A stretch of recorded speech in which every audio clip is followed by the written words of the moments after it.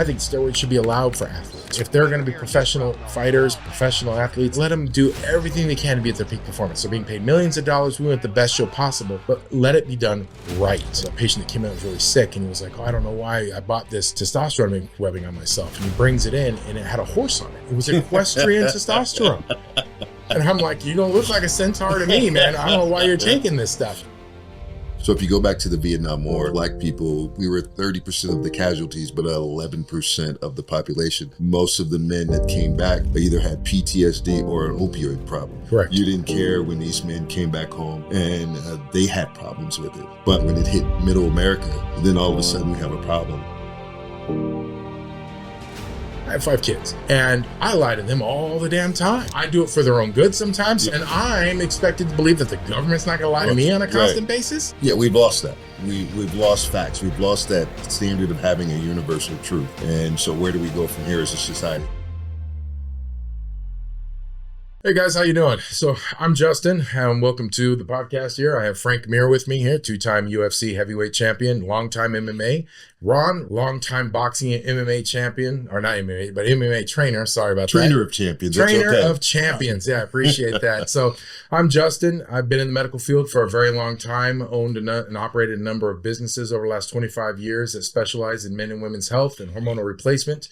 And today and all of our future podcasts are all about the kind of common topics of healthcare, what's going out there, kind of getting rid of the misinformation that's out there, and just talking about what's relevant to what can be going on for men and women in healthcare and sports and things of how that relates.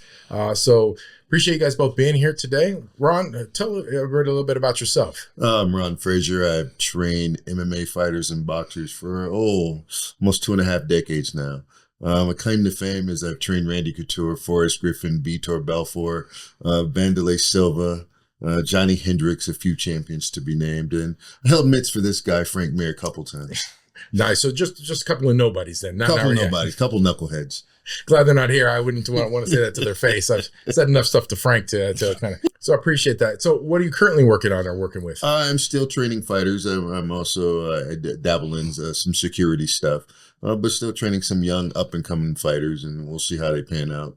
I have a 15-year-old daughter, and I'm waiting until she graduates from high school, and then I'm retiring. I'm setting sail somewhere. I don't know where yet. 15-year-old daughter, man. I'd be afraid of the guys who have to come and knock on your door. Yeah. Nice. Yeah. Frank, thank you again for joining us as always. Yeah.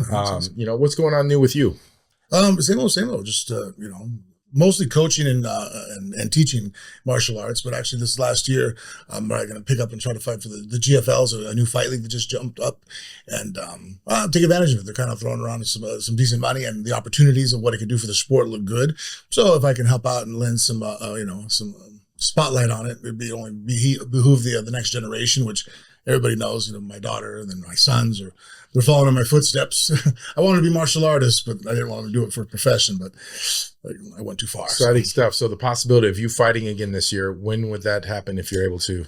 Be in April. So that's what I'm kind of hoping for right now. It's exciting stuff. Yeah. Exciting well, I mean, the one thing we've talked about, obviously health and nutrition is so important.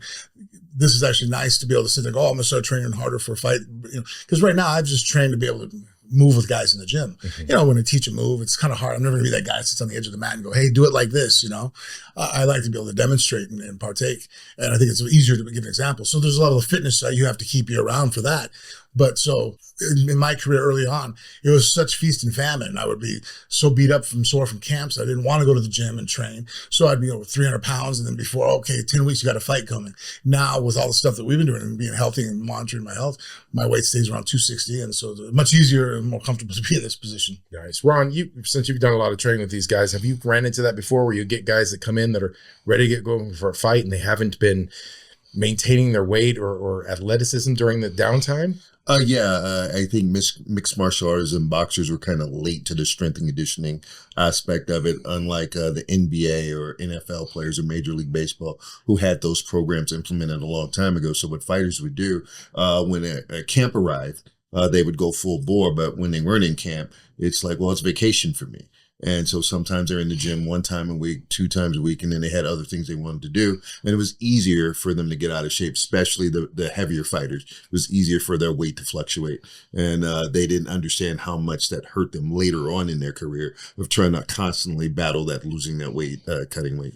Yeah, absolutely. I can completely understand. It's kind of like that shock diet, trying to lose everything right now. How long did the camps typically have to take for those guys to get back in? It all depends. Everybody has different variables in their body on how they respond.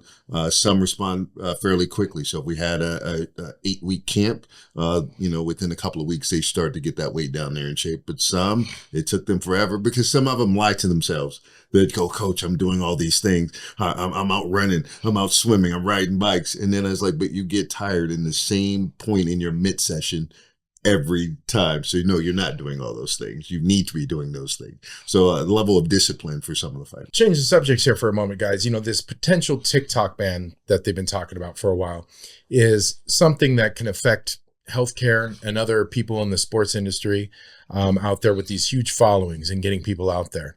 One of the questions I get asked, being that I'm one of those people out there that talks about this stuff, is how is this going to affect the people that are following and information getting out? What do you guys feel for these types of platforms if they get banned? What do you think out there for the people that are relying on this information? What other avenues could they go down, or how do you guys feel about these social media platforms? I think one, are they getting the right information? I mean, with social media, you have so much misinformation out there. So in their information gathering process, how do they know they're getting the right information, the things they need to help them in their medical journeys or whatever it is that they're trying to overcome or trying to do. So I think we have to start there. The agenda of the people they're getting the information from, is it just for clicks and likes and they don't care if they're giving out good, positive, scientific information, or, they have a different agenda, and that agenda is based around just making money, and they get the most clicks and likes, and they're just putting stuff out there that's like, wait a minute, that's killing people. That's not helping people. I think it's always been that way, though. Yeah.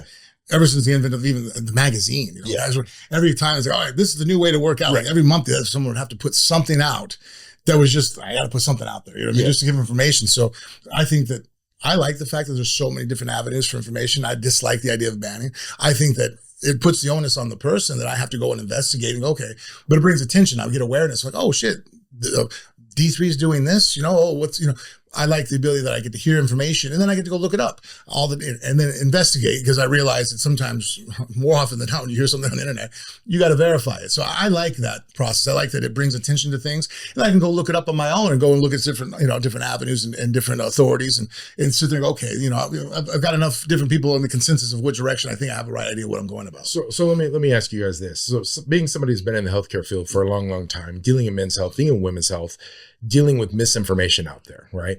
My constant complaint to a lot of patients or just people I meet out there is this is not stuff that you should be talking to a gym buddy about to get direction on.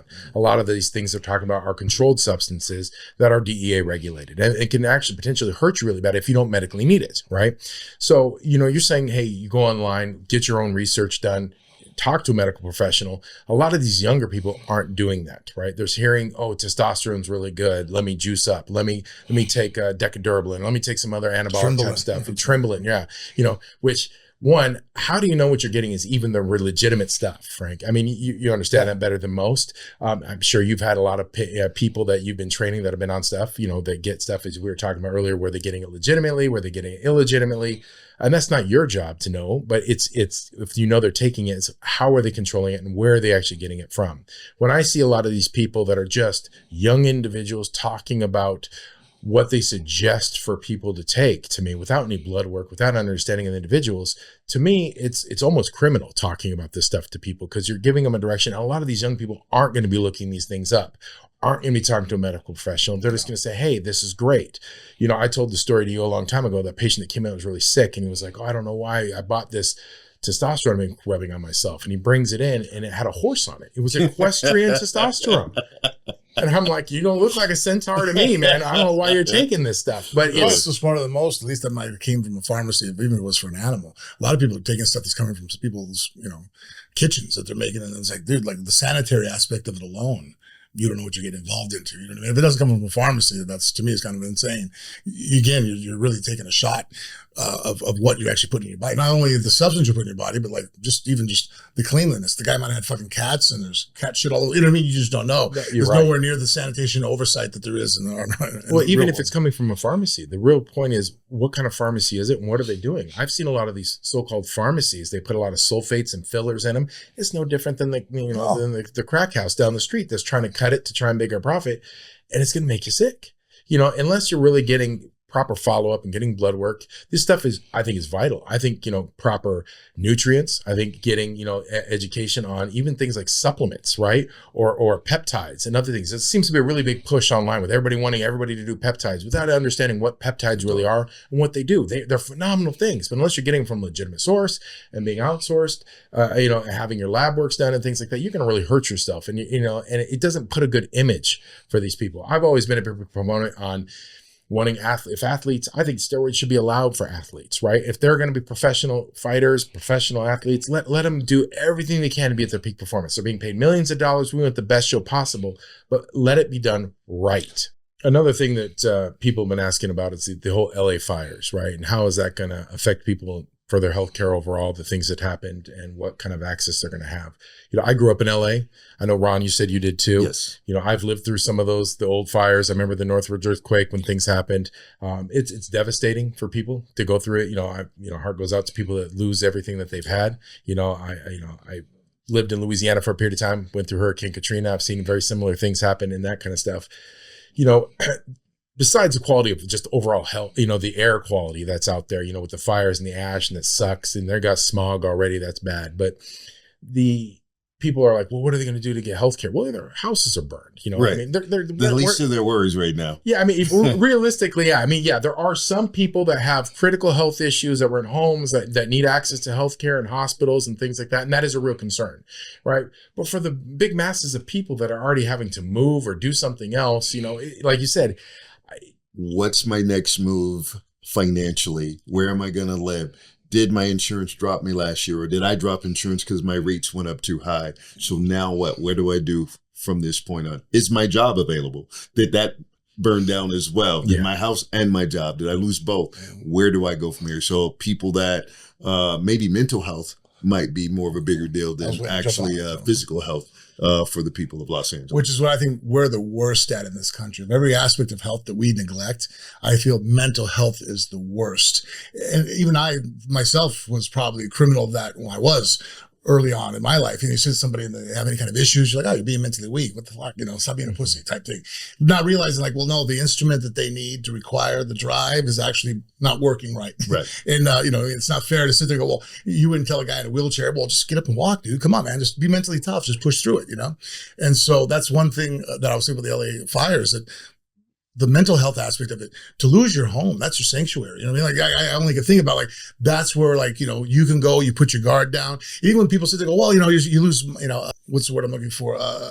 Monetary things I'm like, well, no, there's things that have great value to me in my home are sentimental that like have nothing to do with value. You couldn't give me enough money for it. My dad's black belt that he wore his whole life. There's things in my home that, pictures of my children that's like, you sit there and go, well, this is going to burn down. It's like, and then for the months that you're displaced, with all the different worries, you don't even have that sanctuary to sit there and go, let me at least, no matter how bad your day gets, think about it. We all can go home, sit on the couch, sit on your bed. You know what I mean? Like there's a safety to that. There's a comfort. Absolutely. You know what I mean? That I know as a fighter, hard time in training. I just can't wait to get home. You get home, you crawl into bed, and it's like the world, you feel like a shell of protection. That's been robbed of them. And I really think that's such a huge, that's just as big of an issue as the physical aspects of what's occurring. Absolutely. And to piggyback on the mental health aspect of it, we tried to privatize mental health in the 80s. Mm-hmm. And what that did was send mental health issues to the criminal justice system. And then once those so once those people went to jail or went to prison and things like that, the benefits that they could have gotten is no longer available to them. So now we just put them out on the street and then they're just walking like there's like zombies. And then everybody, we make fun of them. We say we don't want to be around those people, but nobody's there. Very few people are there to help them. Yeah. Yeah, that's one thing about the Reagan administration had done was when they got rid of the mental health aspect of people could go get help. It's like, well, and then it feels like it puts it on us because like then I'm at a park, I walk, my kids go to the bathroom, I got to walk with them to make sure there's nobody waiting in the bathroom because, like, hey, I sucks at life. You drew those cards, but it ain't my responsibility to help you. I'm here to save my children. So like I get the side of the people that don't want to deal with the shit. Now needles on the ground, defecating, you go, hell, we flew into Portland. It was awful.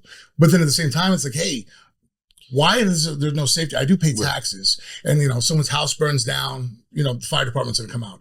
If someone's getting robbed, the police department comes. I'm like, so if someone has a mental health issue, like how come there's no way to establish? Like you kind of leave it for us as the citizens. We got to deal with the shit. You know what I mean? Like there's no help there. But if you going off of that, I think we are proponents in helping perpetuate some of that. You see some of these cities. You said that they have free needle programs, exchange. It's almost like they're helping these individuals. They put them on methadone, right? Oh, we're gonna help them get off the treatment. Try to get off methadone. All it is that it's another addiction. It's another addiction. Lesser two evils, I guess, the best case scenario. Well, but they're looking at it. They're helping these types of cities. They help set up these homeless camps. They help do these things. Or what's even funnier, some of the not really funny, but these cities will bus the homeless to the other cities to try and say, well, you take care of them. Give them a one-way bus ticket and $500 and say, here you go. Los Angeles has done it before. '84 Olympics. They got in that trouble. Happens everywhere. They got in trouble for busing homeless people. But if you notice in the '84 Olympics, if you're old enough to have seen that, they did panoramic views of most venues except for the Coliseum. If you've ever been outside that Coliseum, right outside that Coliseum too, there's a couple of fast food restaurants. If you go in now, and you can't get a napkin, you can't get a straw outside, and there's bulletproof glass. It looks like a bank just to get your food going through. So it just kind of says a lot about the area and where you're at. You got to be careful on that. So, speaking of being proponents for this, have you guys heard that the U.S. government is suing Walgreens, accusing them of filling millions of fake prescriptions, including opioids, right? For me, looking at this type of a thing, the question is, what are they really considering? Especially when they're talking about opiates, what are fake prescriptions? This is not something they're saying these as John Doe is a random prescription. These are they're saying that the Walgreens was filling unneeded prescriptions that were legally written by medical providers. Okay, and this hits home for me a little bit here because I've had some experience with pain management. I know, Frank, you've dealt with this too, and helping people in this regards. If you have a licensed medical provider that is treating somebody, and you want to say probably managing somebody's pain care, and they have determined that the patient's level is X, and they write a prescription for that.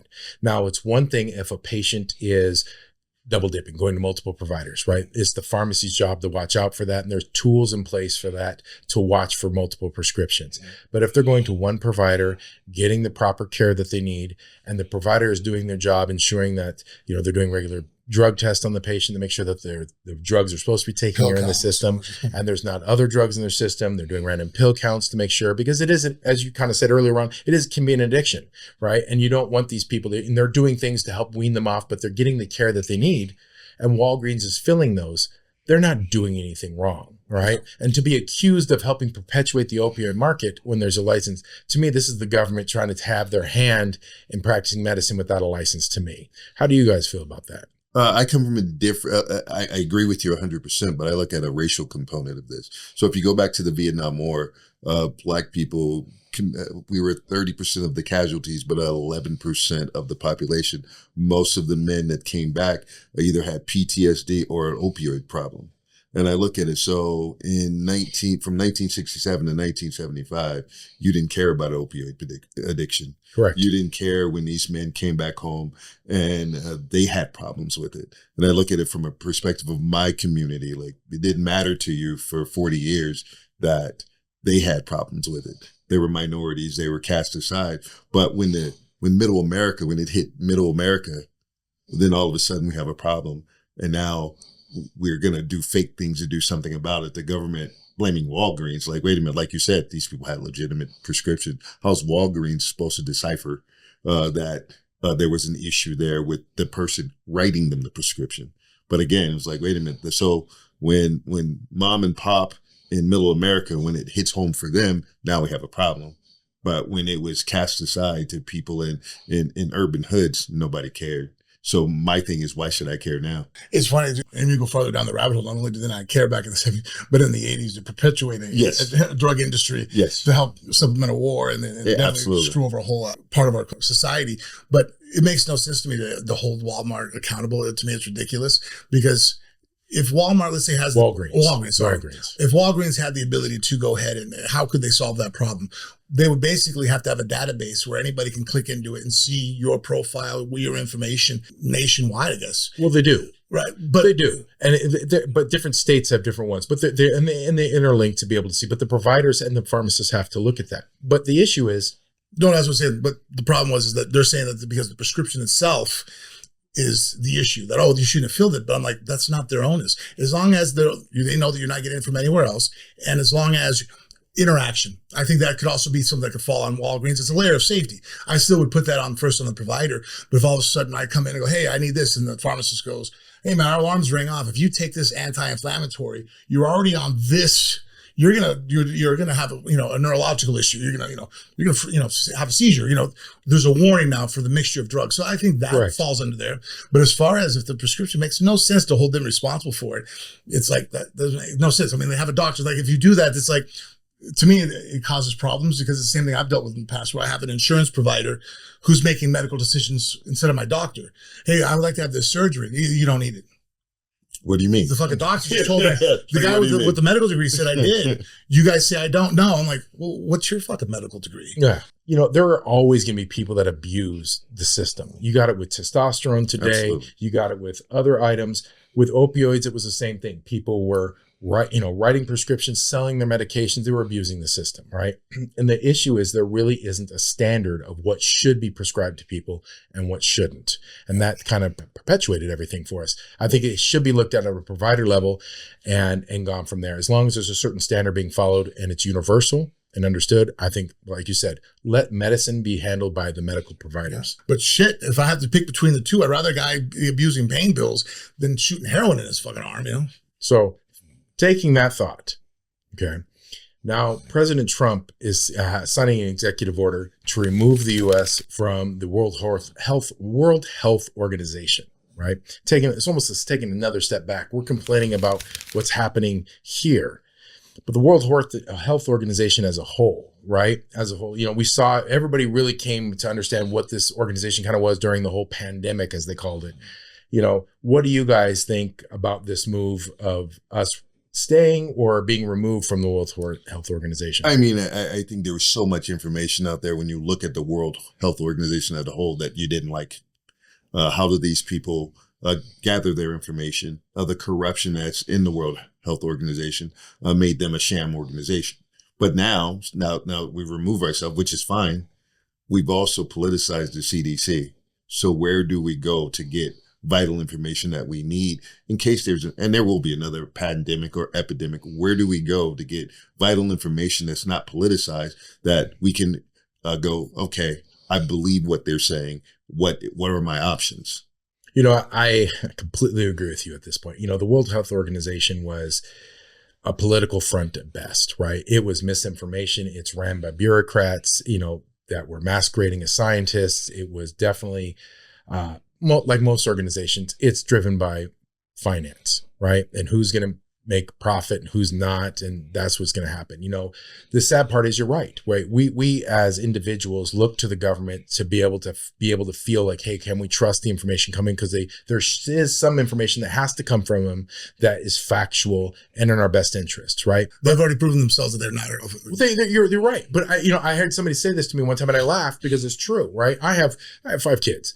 And I lie to them all the damn time, right? And, I do it for their own good sometimes. Sometimes I just want to be bothered. And I lie to them all the damn time. And I'm expected to believe that the government's not going to lie to me on a constant basis. Right. Prove it on paper at the very beginning. Remember when Fauci said, guys, don't go get masks.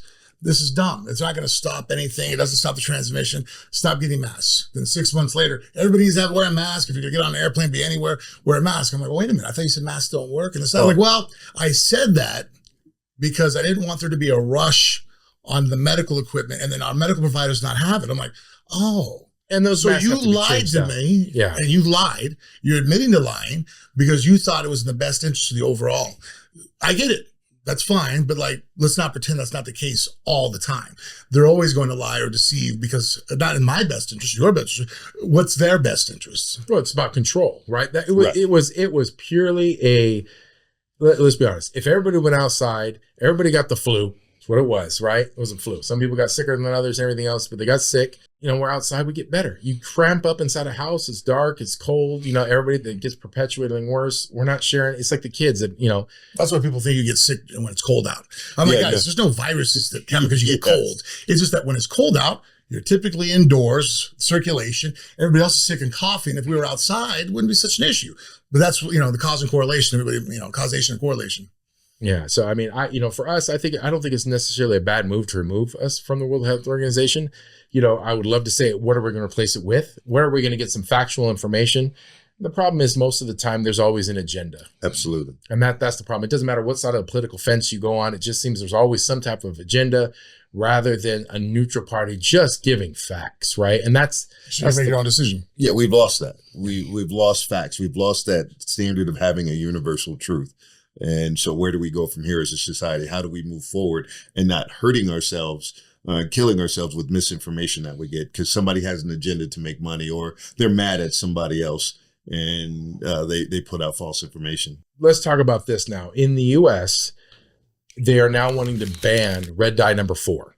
Okay, which, if you guys know, it's been proven to be, it's in almost everything we have, right? Yes. From M&Ms and Skittles and candy and regular food, just about everything. But it's not allowed anywhere else in the world. But in the United States, we allow it like crazy, right? And it's proven to cause cancer and other health. And they're like talking about, okay, we're going to ban it finally, right? Red dye number 4, I think, is the first step in things that need to get banned. We just need to make a paradigm shift, right? What kind of crap are we putting in our bodies, right? And why are we allowing us to do so? Shopping with my kids and they want to grab, Lunchables or other things that you start looking at the back of the ingredients, and it's absolutely terrifying. But what options are there, right? Even our fruits and vegetables are coated in so many things. What are we eating? It's almost like you have to spend hours prepping the food properly just to get the nutrients out of it without causing ourselves harm. Yeah. And the part too, caveat on that is, hopefully if they really do ban the red 40 and they don't just come up with a different name and label, like, wait a minute.